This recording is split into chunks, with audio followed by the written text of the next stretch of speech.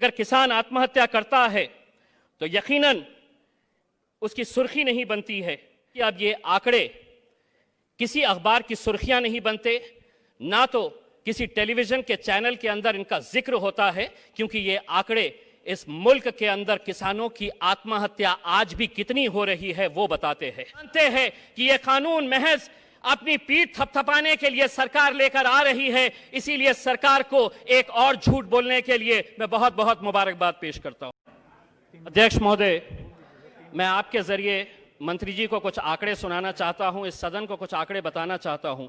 मार्च 2020 547, अप्रैल 2020 651, मई 2020 437, इसके आगे के हर महीनों के आंकड़े 400, 500, 600, 2001 से 2020 34,200। यह अध्यक्ष महोदय ये सिर्फ आंकड़े हैं। मैं इसलिए ये कह रहा हूं कि अब ये आंकड़े किसी अखबार की सुर्खियां नहीं बनते, ना तो किसी टेलीविजन के चैनल के अंदर इनका जिक्र होता है, क्योंकि ये आंकड़े इस मुल्क के अंदर किसानों की आत्महत्या आज भी कितनी हो रही है वो बताते हैं। ये हमारे लिए, हम सब के लिए बड़े शर्म की बात है। अध्यक्ष महोदय, अगर किसान आत्महत्या करता है तो यकीनन उसकी सुर्खी नहीं बनती है, लेकिन आज इतने सालों के बाद भी अगर हम ऐसे बिल लेकर आ रहे हैं तो न जाने 70 सालों के अंदर कितनी मर्तबा हमने ऐसा सुना है कि ये बिल के बाद किसानों की जिंदगी बेहतर हो जाएगी, लेकिन उसके बाद किसानों की हालत बद से बदतर होती जाती है। और यही बात का नमूना है कि आज भी इस मुल्क के अंदर ये जितने आंकड़े हैं, मैं जिस महाराष्ट्र के मराठवाड़ा क्षेत्र से आता हूं वहां के ये आंकड़े मैं बता रहा हूं, मुल्क के आंकड़े नहीं है, मुल्क के आंकड़े तो बहुत ज्यादा है।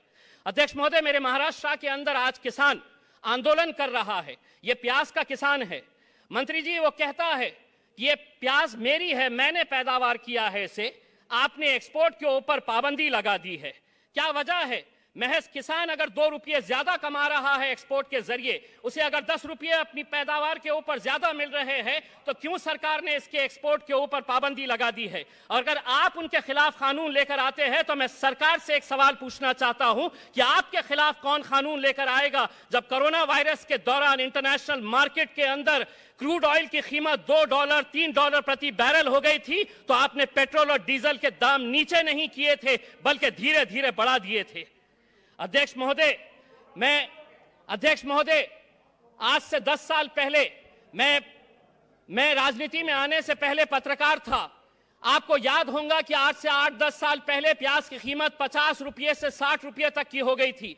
हम उस वक्त जब किसानों के पास गए थे ये जानने के लिए कि किसानों को इसका कितना फायदा हुआ होगा, तो मंत्री जी उस वक्त किसान की जो पैदावार थी प्याज की, उसकी कीमत उसे दी गई थी 12 रुपये से 15 रुपये, लेकिन मार्केट का रेट उस वक्त चलता था 55 रुपये से 65 रुपये तक प्याज की कीमत चली गई थी। यानी कि मेहनत किसान कर रहा था और उसका मुआवजा और मजा कोई और लूट रहा था। अगर ये कानून के जरिए, अध्यक्ष महोदय 1 मिनट से कम, अध्यक्ष महोदय अगर ये कानून के जरिए आत्महत्या रुक सकती है तो यकीनन पूरा सदन इसका समर्थन करेगा। अगर इस कानून के जरिए अगर किसानों की जिंदगी बेहतर हो सकती है तो पूरा सदन इसका समर्थन करेगा। लेकिन हम जानते हैं कि यह कानून महज अपनी पीठ थपथपाने के लिए सरकार लेकर आ रही है, इसीलिए सरकार को एक और झूठ बोलने के लिए मैं बहुत बहुत मुबारकबाद पेश करता हूं।